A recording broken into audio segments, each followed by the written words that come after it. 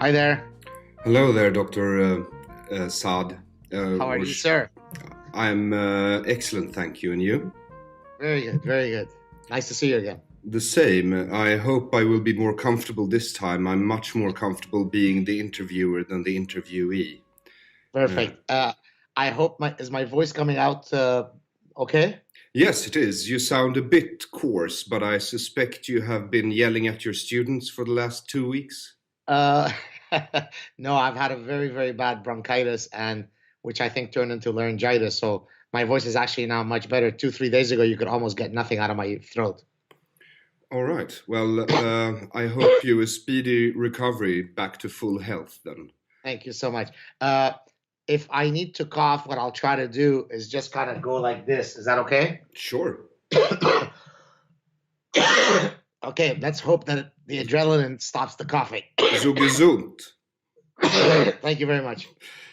Yes, welcome anyway to Deconstructive Criticism, Dr. Gad Saad.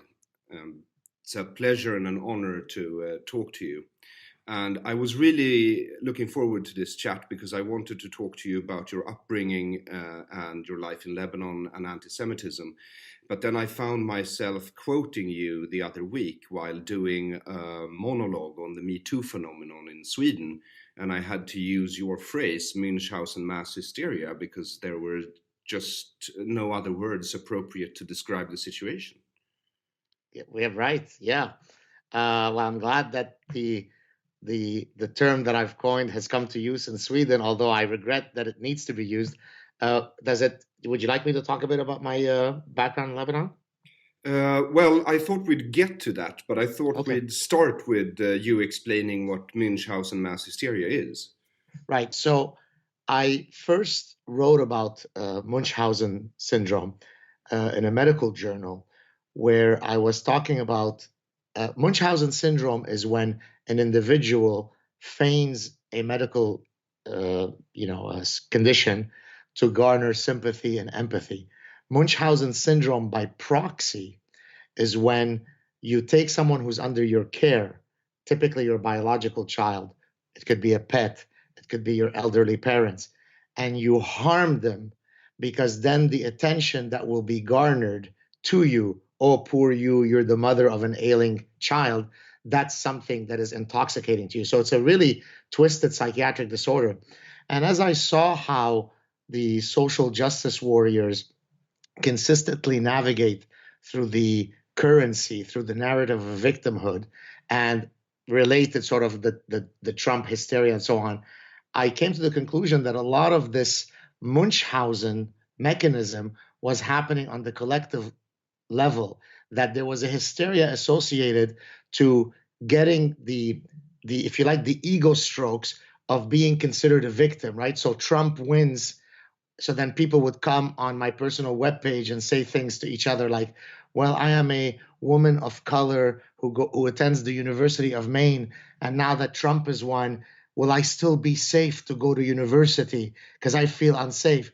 Well, just step back and think about it logically. Do you genuinely think that Trump rising to power, as much as you like him or dislike him, is going to, on a personal level, affect your ability to attend your classes in some little place in Maine? That's a form of Munchausen. I've become a victim. And so the collective hysteria I refer to as collective Munchausen. And in North America, I suppose victimhood culture is frowned upon in larger swaths of society than it is in my country, Sweden, where victimhood ideology is part of state ideology.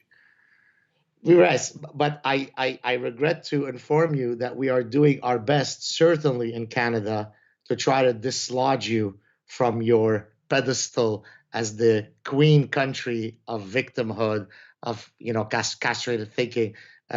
And that's, I mean, I say that not facetiously. I genuinely think that while Sweden has sort of held the mantle of many of these, collective dysfunctions, certainly in Canada, we're doing our best to catch up to you.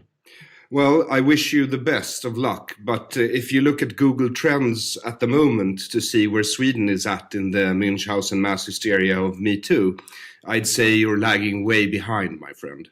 Okay, well then I will tweet with greater alacrity to Justin Trudeau so that we can close the gap on you guys. Thank you, or if that's your real ambition then. But I wanted to talk to you for real about where you come from, because you aren't Canadian by birth. You were born in Lebanon, and as a Jew, Yes, sir. Sephardi Jew. Yes, sir. Yes. So I was Sephardim Gam Anashim, as I have heard in Israel a few times. Right. We are the Schwarze of the Jews, as they say, right? Yes. The quote, black Jews or colored Jews.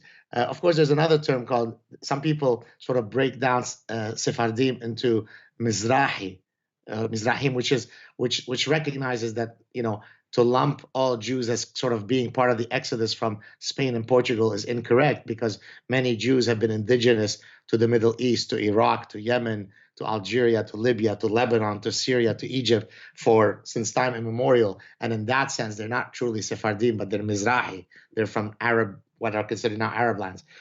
So I come from Lebanon. All my family was born there, all my siblings. My parents were born in Lebanon.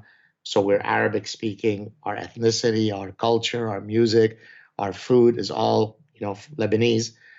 We were part of the last group of remaining Lebanese Jews. And what I mean by last group, I probably at the maximum point of the Lebanese community in Lebanon, there might have been maybe 20,000 Jews out of, let's say, a population of a few million, at different points, 2-3 million. So it was a small community, but in the context of the Middle East, it was one of the only sort of somewhat thriving Jewish communities.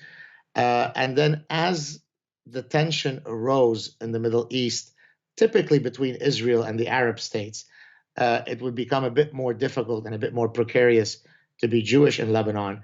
Although I don't wish to imply that, institutionalized Jew hatred is only related to Israel, because it precedes Israel by 1,400 years. So the fact that a lot of people hate Jews in the Middle East has absolutely nothing to do with Israel. But the fact that there was this sort of consistent conflict in that region made it difficult to be Jewish in Arab lands. And so people would leave throughout the 20th century. And we were part of the last doggedly remaining group of Jews. Probably by the time we were there might have been, a couple of thousand Jews remaining. Today, by the way, I think there's something like the order of 40 Jews, but they don't identify themselves openly as Jewish. There is no Jewish community to speak of. And so in 1975, when I was 11, the civil war broke out in Lebanon. And it really is sort of the benchmark by which all brutal butchery is measured by. The incredible butchery that took place in the Lebanese civil war was truly astounding. I was there for that first year, literally living day to day. How old were you? 11. So I was born in 1964 and we left in 1975. So But you I was were at 11. a conscious age where you could understand and, Oh, completely. I mean, fully, absolutely. Now, I think while you realize that at any moment you could be kidnapped, and I would hear the conversations in the house. I knew we had to leave. I knew we were going to potentially be killed and executed. Now, you could be, of course, killed randomly in that just there's endless bombing happening and you could just die without anybody targeting you, just as a casualty of war. For example, snipers were very big in Lebanon. You would walk in certain places because you knew that you were less likely to have your head blown off by snipers that were in this building or that building. That's the reality we lived in. So there was this kind of death, but there was the specific danger of you being Jewish at that point. So it was dangerous for everybody, but extra dangerous if you were a Jew. Of course, because what ended up happening in Lebanon, so there were many ways by which you were targeted because of your religion, and not only Jews, but of course, it's the worst for the Jews. So in Lebanon, there is something called an internal ID card. In Arabic, it's hawiyah. It's like, imagine having a passport when you travel abroad, but it's a card that you carry so that if the police stops you, they say, give me your papers, show me your papers. On that card is written your religion, because everything in the Middle East is viewed through the prism of the tribal nature of which religion you belong to. Well, maybe we should clarify that to sure. To my listeners, at least, that you are Jewish, but you are not religious. I'm not in the least bit religious. I'm very Jewish in that I identify as belonging to a group of people that have a shared history, a shared culture, a shared religious heritage, even though I might not believe in the detailed religious narrative. So in that sense, I belong to Team A, in the same way that if I love Manchester City, I hate the guys from Manchester United because I'm affiliated to one group and not the other. Not to imply that I hate anybody, but my affiliation is a very earthly one. It's one based on a shared history. So in that sense, I'm very Jewish. I'm not in the least bit Jewish when it comes to my religious practice, which I suspect, or actually I could confirm, is the case for probably almost every single famous Jew that you could ever consider. They would all be consider themselves to be very Jewish, but not the least bit religious. And so, one of the ways by which people were killed early in the civil war when it broke out is that the various militias in Lebanon, and there were endless of them, that were broken typically down by whether they were Muslim or Christian, right? The Jews were sort of just incidental, few of them that we just had to find a way to kill at some point. But it really was between the Christians and the Muslims. Well, they would set up random roadblocks. Now, if you're coming in the car and a Muslim militia group stops you and you were a Maronite, you were a Catholic, it wasn't going to end up well for you. So they would execute 300 here, then the other guys would retaliate by going into a village, killing 800 there. And so a lot of the early killings in the Civil War was just endless purging of people based on, a religious identity. Well, if you were Jewish, they weren't going to be many roadblocks you were going to clear, right? And so you literally would not want to show yourself on the street where someone who looks exactly like the guys you see today with ISIS, right? I grew up with that stuff. If that guy said, hey, papers, well, that could be the last interaction I have. And so as Lebanese Jews, we realized that, our time was very limited. We were likely to be executed. We knew of others that had been. And after some Jews that remained in Lebanon were killed, my parents were kidnapped in 1980 by Fatah on one of their return trips to Lebanon. And so we left literally in the most precarious ways. When you see the Yazidis trying to escape ISIS, well, this is how we escaped and came to Canada. So when you hear about Jews leaving Malmö in south of Sweden now, because that has been a very quiet migration, you might say. I don't think they didn't have to duck sniper fire, although it has become hard to wear a kippah or show a Star of David, and possibly I think most of them just don't see a future there. Exactly, and I think what you were saying about Malmo, which, as I understand it, is, of course, is a very problematic situation for Jews. You're seeing it in France, right, with the massive exodus of Jews in France. Yeah. There are many, many places in France where you certainly would be hard-pressed to demonstrate, a Jewish identity, whether it be by wearing a Star of David, by wearing a kippah. And I want to mention two quick stories, one from my childhood and one in the current reality in Montreal. When we got to the airport, the day that we left Beirut, we at one point cleared the Lebanese airspace, and the captain, said it out loud for the people. We've just now cleared Lebanese airspace, and literally at exactly that moment, my mother took out. Now I can't remember whether it was a Star of David or a high, but I think it was a Star of David. She put it around my neck and she said, now you can wear that and not hide your identity anymore. People don't understand that even though we lived in Lebanon and we were very well integrated, and certainly it's not as though before the war we were walking around every day fearful for our lives. To the contrary, we had 1 million Muslim friends who were perfectly lovely, many Christian friends. Well, most of the people in Lebanon were not Jewish, right? But you always knew that you were a dhimmi, you were second-class citizen. Now, a dhimmi, for those of you who don't know, is a Quranic concept that when Islam becomes a majority, the ruling ideology of the land, then people of the book, meaning monotheistic other religions, Christianity, Christians and Jews, could potentially be tolerated. So number one, we could get you to convert to Islam. Number two, we could kill you. But number three, if we decide to be kind and tolerant and merciful, we will tolerate you as long as you live as dhimmis. Now, living as dhimmis throughout the history of Islam didn't always mean that you're severely subjugated. Dhimmitude takes shape in many different forms depending on the ecosystem. So in the case of Lebanon, your dhimmi status was not that some Muslim overlord rang on your door and said, give me the jizya, give me the protection tax. But you knew, don't advertise yourself too much. Don't make too much thing. Live within your modest, right? Put your head down and, right? Now, if people wanted to know whether you're Jewish or not, they could just go to the synagogue on Saturday and know that you're Jewish. So it's not as though it was a hidden secret who is Jewish if they wanted to know. But certainly don't be provocative. You always had to be sniffing the air to know whether it now has become too precarious to be Jewish. And that's what would happen with all the exodus throughout the 20th century. So the fact that my mother had the reflex to say, now you could wear a Star of David, shows you that, no, we weren't equal in Lebanon. We were tolerated until we weren't going to be tolerated. Do you still wear it today? I don't, but no, not for any reason. Just I'm not exactly sure. Maybe I lost my interest in wearing jewelry. Who knows?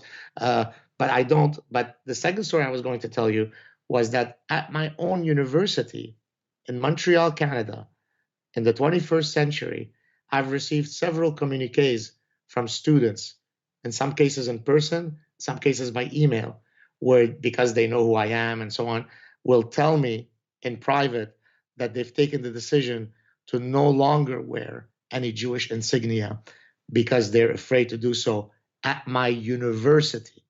Yes, well, it's understandable. My parents and grandparents always told me, growing up in Sweden, that you shouldn't advertise your Jewishness or, flaunt it too much. And that was one of the first taboos I broke when I became a comedian.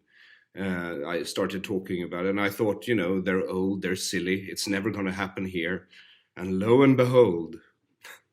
So would you ever anywhere in Sweden walk around with, I understand you don't wear a kippah, but let's say I gave you a dare, walk for a week in Malmo or some other place, one of those banlieues, one of those neighborhoods, would it genuinely be threatening? I think there would be some disdain, like people spitting behind your back, maybe calling out Jew. And we're not talking snipers yet. Right. I think it wouldn't be a pleasant experience, but I don't think it would be life-threatening. But then again, I am, as a person, quite contraphobic. If something seems dangerous, I usually run towards it. So, well, I've been told that I have a similar penchant in that, not because I have a death wish, but I get engaged because I'm such a dogged lover of the truth that if it puts me in hot water, so be it. But of course, that also takes its toll on you, right? So recently, I've mentioned this on a few occasions. There's been increased security threats on me because of some of the positions I take. Well, as much as you might be courageous and walk around, it takes its toll on you. You start, worrying when people come up to you on the street because they recognize you, as happens often with me. I'm always a bit apprehensive. Is this guy a friend, like most of the people who approach me, or is he going to be the foe? Yeah. And the fact that I even have that calculus is really not a good thing in the 21st century in Montreal, Canada. Yes, and especially not for someone who likes to live honestly and openly, which you have stated is pretty much your life's goal. Exactly right. Yes. So I wanted to go back to Lebanon, and Sure. because anti-Semitism in Lebanon, first you had the anti-Semitism that comes from Islam, I guess you could call it, right? But by the time you were born, at least one or two Nazi scientists must have settled in Lebanon, right? Starting to work for the intelligence services. I'm not sure if there were any, I'm not sure if you're being facetious or not, but uh, look, anti-Semitism in the Middle East is imbued in the at the cell level of every social interaction. And people really can't appreciate what that means because they haven't experienced, they don't know what that is, right? Think about the typical Westerner who is 40 years old. Well, his whole life has been a reaffirmation of how ugly racism is and how you shouldn't treat people in a bigoted manner. That's really how you judge the value of someone in the West. Well, imagine now if you live in a society where it is perfectly acceptable to openly and fully exhibit such hatred. Now, again, this doesn't mean that on a day to day basis, everywhere I turned around, there was massive Jew hatred. But you could open and see a soap opera where they're doing the Jewish libel of the matzah ball. I don't know if your viewers know this. Is it worth me explaining it a bit? I think you should explain it, yes, because there's been quite a controversy here a few years ago that actually came about because they haven't heard about this before. So please explain Right. God So the libel. idea basically is that when you're making uh, you know The the matzah. various matzah, you get you use the blood of non-Jews, typically children, which you woo as the devious hook-nosed Jew, to then cut his throat and take the blood from the child to make the matzah. It's at that level of lunacy, right? If it's sunny today in Lebanon and too hot, fucking Jews. If it's colder today, piece of shit Jews.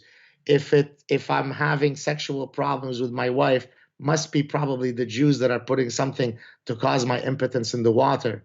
It, there are literally, you could go on a website on the internet where it lists you the conspiracies of Jewish animals. Now, what do I mean by that? There is an attack of sharks in Sharm el Sheikh in Egypt, in a tourist area on the Red Sea. The Egyptian propaganda starts saying that these sharks were trained by the Jews to harm the tourism industry in Egypt. And there are similar stories about evil, diabolical Jewish falcons, Jewish rats, Jewish. So the lunacy is everywhere, right? Politicians will openly state it. The taxi driver will openly state it. That you don't have to engage in filtering because it is perfectly acceptable to. As a matter of fact, the way you insult someone, you fuck you Jew, right? As a matter of fact, when each of those dictators in the Middle East, Gaddafi, Mubarak, as they would fall or as the revolt would rise against them, they would typically be called Jews. They would typically put stars of David. It's the worst insult you could give. Now, And does that's that the reason a lot of people think Hitler was Jewish, or and there were rumors about Ahmadinejad being Jewish, right? exactly? Yes. So it is a level of psychotic genocidal hatred like you've never seen before. And by the way, it's not only the Muslims who are potentially vile anti-Semites in the Middle East. The Christians can be just as bad. Now, there could be different reasons for that. One of the possible reasons is that at least I'm offering is that when you are yourself a minority, then what better way to demonstrate to the ruling majority that you're their friend? So if my Muslim overlord says those fucking Jews, as a Christian, am I going to say, how dare you? The Jews are lovely. Look at how much they've brought to science and art and philosophy. Or am I going to say, oh, I hear you, buddy. Fucking Jews, you're right. They're controlling the weather. So it comes at you from a million, directions. I'll give you one tragic but poignant example. And several of these, by the way, I hope to discuss them in my next forthcoming book. At one point when I don't remember if I was maybe 8, maybe 9, so maybe a year or two before the war broke out, I was in class. I went to a non-Jewish school, uh, to the dismay of my father, who could not believe that my mother would be open to sending me to sort of a pluralistic school. And one day the teacher asked the pupils, what would you like to be when you grow up? And she went around the room and polled each person. And teacher, when I grow up, I'd like to be a soccer player. I want to be a policeman. I want to be a nurse. And so one kid got up and said, well, when I grow up, I want to be a Jew killer. And the class clapped and raucous laughter and clapping, right? By the way, I have photos of, when you stand in a class picture, and I could point you exactly to that guy because that kid's image is seared in my head. Because here I was, an 8 or 9-year-old boy, looking at a friend with whom I've played in the schoolyard, who just openly, without any sense of shame, said that when he grows up, he wishes to kill me. And the response wasn't one of disgust and shock. It was, at best, they didn't care or they clapped. It's a small example, but an example of what it is to grow up as a Jew in the Middle East. Have you ever thought about what the difference is between racism and anti-Semitism? Because when I'm on stage, I have a joke where I say, well, racism is when you hate people from lower races, and anti-Semitism is when you hate people from superior races, and then hopefully they laugh. But I think personally that there is a kernel of truth in that, because and that's why they laugh, because anti-Semitism is a bit different from other forms of racism, isn't it? So I won't speak necessarily about the inferior versus superior thing, but here's what I'll say that might speak to what you're getting at. I think within a lot of people ask, well, where does Islamic Jew hatred come from? Well, at its basis, I mean, literally at day one, it comes from the Jews being the ones who were most resistant to Muhammad's message. So if I tell you I am the final prophet, and there is one group that repeatedly says, well, thanks, Muhammad, but no thanks, we're good, then at one point, it doesn't take a sophisticated clinical psychologist to understand why my ire and hatred is going to turn to the group who is systematically rejecting me. So that's, and as a matter of fact, on his deathbed, he says, rid Arabia of the Jews. So it doesn't take such a deep psychological analysis to get this. So why do we Jews always turn down the upgrades? Right. Well, I could go off on that angle, but I'm guessing you're joking. I am. So the other element of why I think the Jew hatred comes from, at least in the Middle East, is imagine if you are consistently told as part of your religious narrative that you are the true believer. I'm talking now about an Islamic doctrine. And now you have a very small group of folks who in your holy texts are the lowest of the lows, are the scum of the scum, are the descendants of apes and pigs. And all the stuff, you could go spend 5 seconds on Google and confirm whether it's true or not. And no, you can't tell me I misunderstand it because I don't speak Arabic. Arabic is my mother tongue. So all the bullshit of trying to talk away what's in those texts could certainly not work on me, right? So it is there. It's everywhere. It's in the Hadith. It's in the Quran. It is the word of Allah that we are. The word of Allah. So now you're telling me that we are the profoundly superior folks, and these scum, these animals called Jews, are the worst vile creatures, the enemies of Allah, and yet every day I face a consistent incongruity between what my book teaches me and the fact that these bastards are so successful. Yes. How is it that, but I mean, they're vile, they're useless. Then that demonstrates how diabolical they are. How else could you explain that the word of Allah is telling me that these are lowly pigs, descendants of pigs and monkeys, and yet I turn around and this little piece of land called Israel is able to withstand the hostility from endless armies? No, they are the devil. And so I think those are two of the, so it's got nothing to do with land argument. It's got nothing. It literally is an existential, at the deepest sense. The Jew represents an incongruity between what I've been promised and what I see in my day-to-day life, this proves that he is the devil incarnate. Yes, I believe you're right. My theory on anti-Semitism is that it is, at heart, if you're a true anti-Semite, you are a conspiracy theorist, and you believe in a conspiracy theory that explains everything that is wrong with the world, and the answer is the Jews. Exactly. And I've tried to talk about this sometimes, but it's hard because when you start talking about people, because people who believe in conspiracy theories, they start acting as if though that conspiracy theory is true. Just, like people who believe in the patriarchy to a too large an extent. Then they become insane and they start acting as if though the conspiracy is true. And that, I think, is part of the problems that I feel I've experienced with anti-Semitism, and that's from a Swedish perspective. And I could perhaps offer a psychological explanation for why it is so satisfying to have such a simple answer to explain problems in the world, like it's the Jews. So there is this idea that people use, this comes from the work of a German psychologist and his colleagues. His name is Gerd Gigerenzer. He talks about fast and frugal heuristics, right? Yes. The idea is that human minds have evolved this capacity to engage in quick computational calculus, right? So I can catch a ball instead of counting differential equations. I can just move my body in three-dimensional space and adjust my eye angle to the ball, right? Exactly.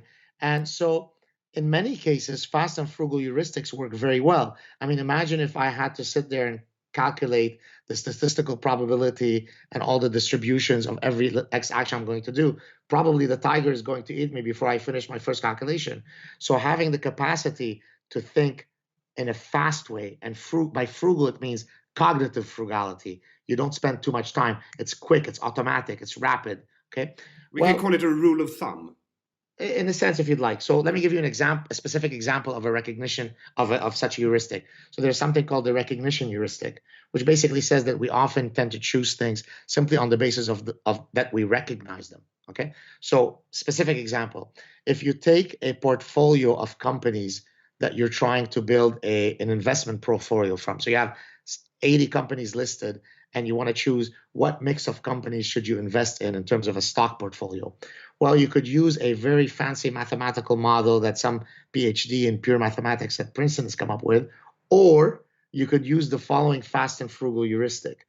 Let's simply look at the list of companies and only invest in those that you recognize. Ford, I recognize. Coca-Cola, I recognize. Procter & Gamble, I recognize. Well, it turns out that the fast and frugal heuristic, called the recognition heuristic, performs as well, if not superior to, the incredibly fancy PhD level mathematics model. Okay, so now let's bring it back to anti-Semitism. So the world is a very complicated place. There are all sorts of reasons that might explain why some guy in Arkansas, is not doing well in life.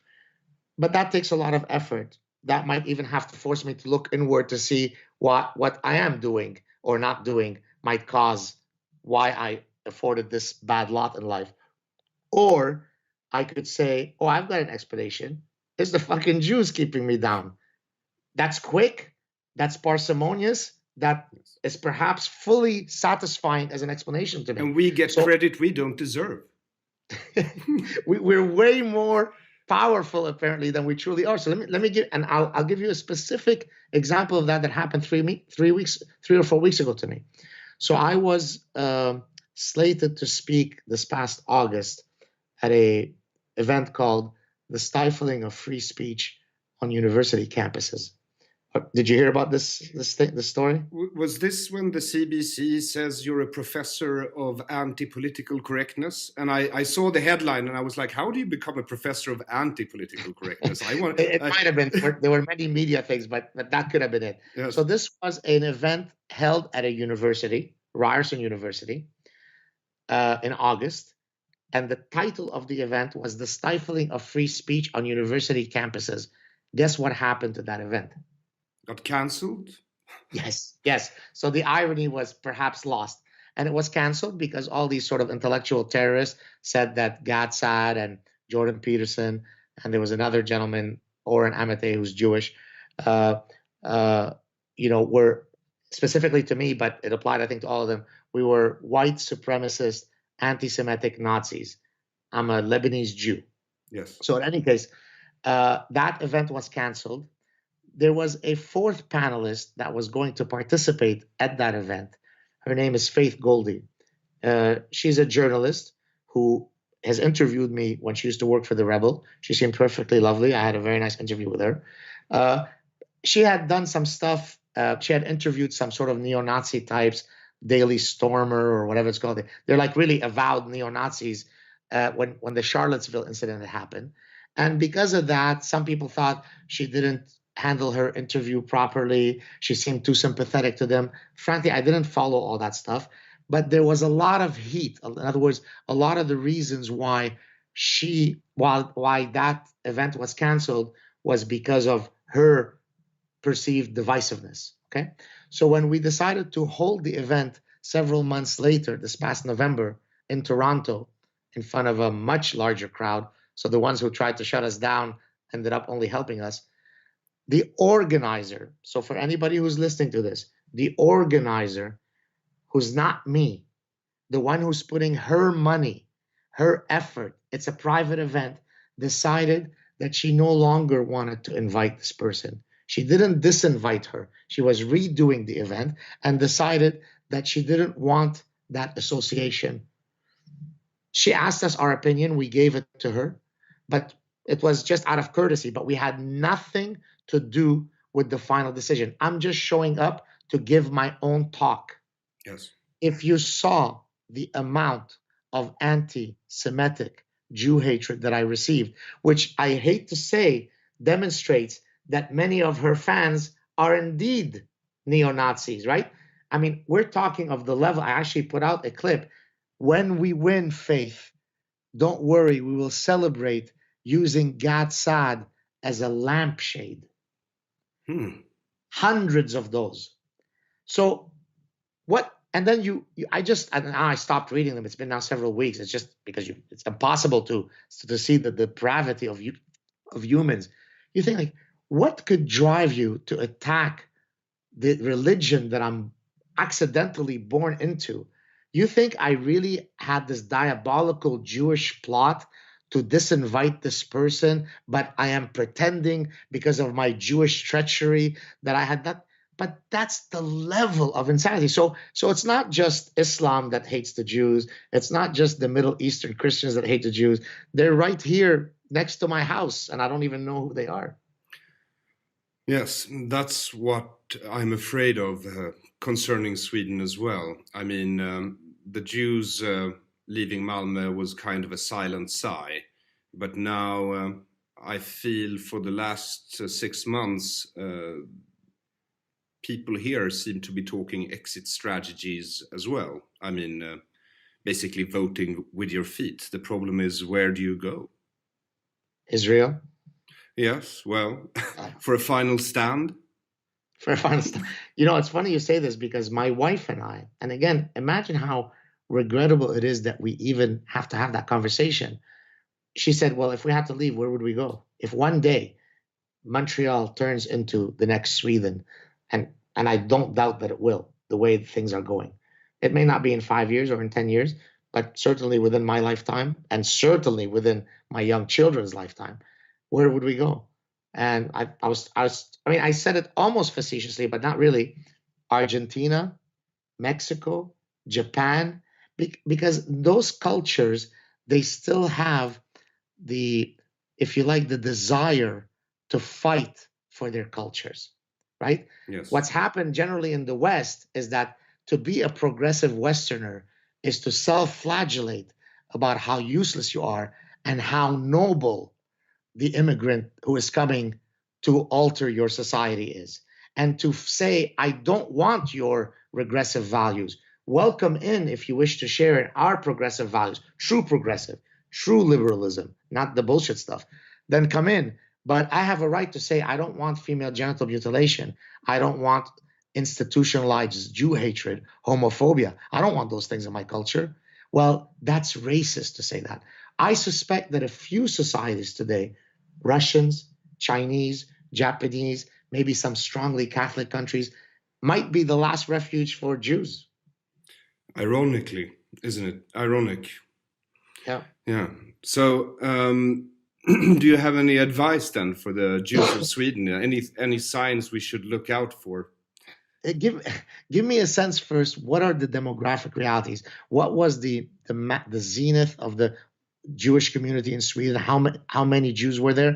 And say, give me the decrease over the last 10 years to get a sense of how severe the problem is. It's very hard to say because it was an extremely small community even before the war. Sweden was one of the most homogeneous countries in the world. I mean, people rarely talk about why Sweden has become such an efficient and well-organized society, but the key component was race. Everyone looked the same and had basically the same name. So taking everybody's money as taxes and redistributing the wealth wasn't that hard. It was a family, right? Right. And the Swedish Jewish community was very, very small and very silent. And then, they took in, among other people, my grandparents after the Second World War. And then the Jewish community. What? From where? From Poland, Germany, and the Pale, basically Ukraine, Belarus, that swath of land between the Baltic and the Black Sea, and then the Jewish community grew here for quite some time, I think, and the emigration has started in the last 10 years, maybe. Because, after the fall of the Berlin Wall, there came a lot of Russian Jews here as well and joined, the congregation. And there was another wave of Polish Jews in '68 when they were kicked out of Poland, the last remaining Jews. A lot of them came here as well. And then now Malmö, some of them are moving here to Stockholm. Some of them are trying to get into the States or Canada, but, a lot of them are going to Israel. Let me ask you the following next figure, and maybe you can't give it a precise estimate, but you could give a ballpark figure. What's the ratio of Muslims to Jews in Sweden right now? I think there's between 12 and 16,000 Jews in Sweden and maybe 500,000, 600,000 Muslims. You've answered my question, son. All right. It's a game of demographics. In other words, look, I give the following analogy. And again, I hate to have to preface this, but let me say it for the idiots who might be watching your show. This is not an attack on individual Muslims. There were Muslims who wanted to kill us in Lebanon, and it was in part Muslims who saved us in Lebanon. So people come in all varieties. There are very nice Jews and very evil Jews, very nice Muslims, very evil Muslims. We're talking about an ideology and whether the spread of that ideology promotes love for Jews or promotes disdain for Jews. And the analogy I'd like to use here for your listeners and viewers is at the end of every day, based on my caloric intake and my exercise output, only 3 things could happen to my weight. Literally, there's no other option. That day, I could have put on weight, my weight could exactly remain the same, or I could lose weight. It really is that simple. So when it comes to greater infusion of Islam in a society, only 3 things could happen. It could get worse on some metric, nothing could change, or it could get better. So the question that I would pose to all your viewers, with the greater infusion of Islam in a society, should Jews think that their plight will overall improve, remain unchanged, or worsen? And we've got 1,400 years of history that could not be any clearer. The existence of gravity is less clear than those stats. Now, this doesn't mean that Jews were being indiscriminately killed all the time, everywhere. Because what people typically retort is, but then how do you explain my uncle in 15th century Iberian Peninsula who lived very nicely with his Muslim neighbors? So what? He did live nicely until they decided to behead him. You're perfectly healthy until you get a heart attack and die. So the point is, on the aggregate, is the infusion of an ideology that is fully committed to Jew hatred, notwithstanding that many supposed Muslims are perfectly kind to Jews, and most probably are. But does greater Islam in Sweden result in better lot for Jews? No. So it's a matter of time. In 10 years, it's going to get worse. In 50 years, it's going to get worse. In 100 years, all Jews will have magically disappeared of Sweden. Well then, the Godfather, that's positive news. Thank you for sharing them. I think I'll stick around for a few more years just to see what happens, actually. And also, you know, as a political satirist, Sweden is becoming very interesting. Right. So Yes. are you now? I think last time when we spoke on my show, we talked a bit about Sweden. Are there any hints of people waking up to some of these realities, or are we doubling down on the lunacy and the irrational train is going full throttle? I think both might be true at the same time. I think a lot of people are waking up but not speaking up. And then the people who are in charge now, who ascribe to, you know, post-colonialism, intersectionality, gender science, which is what we call it here, they are losing their shit, man. It's fat bucking nuts. I have no other ways of describing it. The media is in a Me Too psychotic uproar. So are the politicians, the actresses, the singers, everyone. I think because I read up on mass hysterias after, you know, quoting you, and you know, usually they come about because of a shared sense of loss of control. Right. And in this case, it's quite obvious. I mean, a lot of the problems that Sweden will be facing for the coming 3 decades, not only don't they have any answer to these problems, their ideologies don't admit that these things are problems at all. Simply incredible. But I think you're exactly right what you said about loss of control, because their response is really the realization that they no longer hold the monopolistic control over the narrative. And in a sense, that's what's happening in North American universities right now, right? A few of us who are in positions where we have large platforms are particularly targeted because people listen to us, people really pay attention to what we're saying, and we come out and say, no, Canadian senators, there aren't 873 genders. And no, the science is not saying that. And so then the transgender activists will come after you because for many, many years, no one stood in my position and said, well, wait a minute. You're saying, I mean, literally bullshit. I mean, it couldn't be more. Now, of course, this has nothing to do with being transphobic, right? I don't have to keep repeating that I am a full supporter of transgender rights, but I'm also an evolutionary scientist who recognizes that humans come with something called sexual dimorphism, meaning they come in 2 forms that are due to evolutionary forces. And I'm not going to change the fundamentals of evolutionary biology because it is inconsistent with your complete lunacy. So I think what needs to happen is, instead of us, because you said earlier, many people are awake, but few are speaking. What needs to happen for the ship to turn around, to give your listeners some optimism, is all it takes is for people to rise up and speak. Because the reality is, I may receive 1% of really nasty messages, but there are 99% of people who support what I say.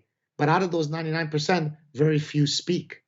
For example, professors, many of them will write to me and say, my God, I've become addicted to listening to you, to reading your stuff. You give me my only link to sanity as I go into my insane job at the university. So, okay, thank you for that nice gratitude. But how about you join the fight? How about you join me publicly and say that? No, because then the chair of their department might get upset, or their dean. That's the problem. It's not that 99% of the people are parasitized. It's that 99% of people are parasitized not but by bad ideas, but by cowardice, right? So rise up. Don't let the tyranny of the minority control the narrative, And we could quickly turn this around. But unfortunately, it falls on deaf ears because most people are so terrified to rock the boat. I mean, I'll give you, am I overextending the invitation, No, or do we have time? there's no overextension of time here. Okay, thank you. I received a message. I won't give too much, even if I give details, you'd never know who it is.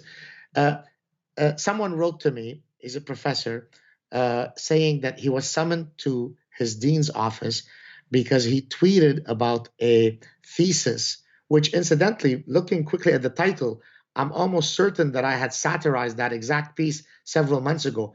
It was a thesis, I think, in educational psychology, where it was an autoethnography of my dancing. So this guy, you know, he would dance this way, and this was the patriarchy. I mean, it's just, I mean, it's almost impossible to imagine that this is not just some brilliant satire from Mr. Flam, the Swedish comedian. It's just impossible that that's a thesis, okay? So the dean wrote to him and said, you might want to take this down. Now listen to why. Because the author of that thesis is, can you fill in the blank? Trans. Gay. Gay. Therefore, you as a professor satirizing a public academic document is off bounds potentially, because the identity of the producer of this insane bullshit is gay. I mean, what do I need to say anything more? No, not to me, at least. It's obviously wrong that you can't criticize someone's thoughts just because they have a certain preference in bed. Exactly. Yes. But yet that dean felt sufficiently comfortable, sufficiently compelled that he may be on the right side of the issue, that he made that request. And so the gentleman wrote to me and a few others and said, well, what should I do? Please help me. And I received endless of these, which, by the way, takes a tremendous emotional strain on you, because you sort of become the knight trying to protect everybody everywhere, and that becomes very exhausting. I answered very, very quickly. I said, you know, I feel for you. Bon courage, good luck. Make sure that at the very least your meeting is taped, right? Because whether you tell them that you're taping it, or I don't know if it's legal or not, but if you do it duplicitly, if you'd like, make sure that you have a record of it. I don't know are you aware of the case of the laureate TA? Yes, I listened to it. It was quite horrible, and I think it's nothing out of the ordinary at any Swedish university should anyone write anything similar or show a clip of Jordan Peterson. Exactly. Or me, for that matter. Oh, okay. So you're in that camp. Wow. Yes. Incidentally, apparently, I spoke recently to Aron Adamson, who is apparently the Swedish professor Jordan Peterson of Sweden. Do you know who he is? Yes, I've come across him now, and I've actually bought his book, but I haven't had time to read it yet. He's a modernist social democrat of the old sort, I suppose. Right. Yes. Well, he came on my show, and I think you'd really enjoy it. You should take a listen. But anyways, what made the case of this woman, this young woman, Lindsay Shepherd, so poignant was that she had the smoking gun, right? Yes. So that when people would come right to me and say, "Oh, come on, but aren't you exaggerating the plight of what goes on here? Isn't it just a few folks and you blowing it?" Which, of course, it's not true. It is a serious problem.